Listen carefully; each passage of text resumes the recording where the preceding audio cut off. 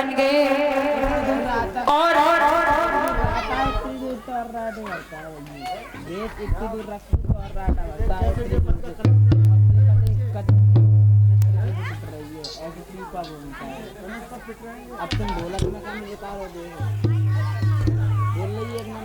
तो भैया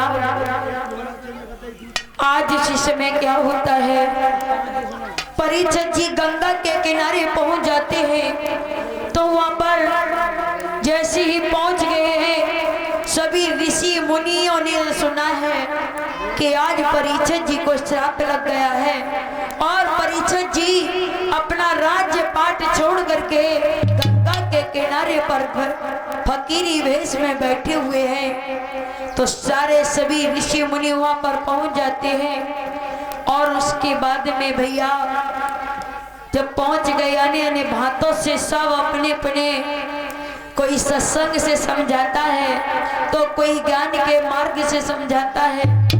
आज परीक्षित जी को सभी ऋषि मुनि धैर्य बंधाते हैं भैया। और उसके बाद में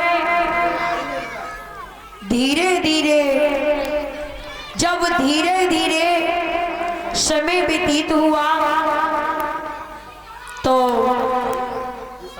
वही श्री सुखदेव जी महाराज नंगे धड़ंगे भभूति तन पे लपेटे हुए चले आ रहे हैं।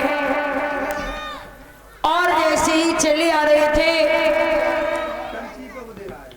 तो उनके माता उनके पिता भी वहीं पर थे, व्यास जी, दत्तात्रेय, बड़े बड़े ऋषि वहां पर विराजमान थे, लोम ऋषि, सिंह ऋषि।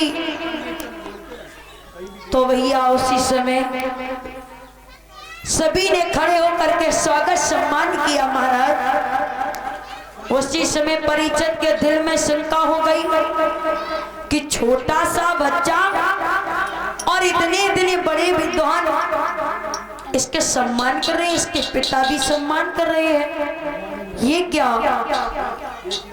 तो उसी समय भैया क्या होता है, परीक्षित जी खड़े हैं। उसी समय व्यास मुनि ने कहा क्या देख रहे हो परीक्षित, अरे ये नहीं थे तो तुम्हारा तारण तरण होगा, अगवानी ले लो। उसी समय परीक्षित जी ने एक थाली में जल लिया और जल लेकर के उनके चरणों को धोया और धोने के बाद में चरणामृत लेकर के और अपने गले में जो मोछा पड़ा हुआ था उससे पैरों को साफ किया और बड़े आदर भाव से शासन आसन दिया, बैठ गई। उसी समय भैया आज जब बैठ गए और अन्य अन्य बातों से वार्तालाप होने लगा तो श्री सुखदेव जी महाराज उत्तरानंदन परीक्षित को ये कथा का पान करा रहे हैं और कहने लगे। उसी समय परीक्षित जी ने प्रश्न किया, हे प्रभु मुझे भक्ति का कोई ज्ञान नहीं है, मैं कैसे भक्ति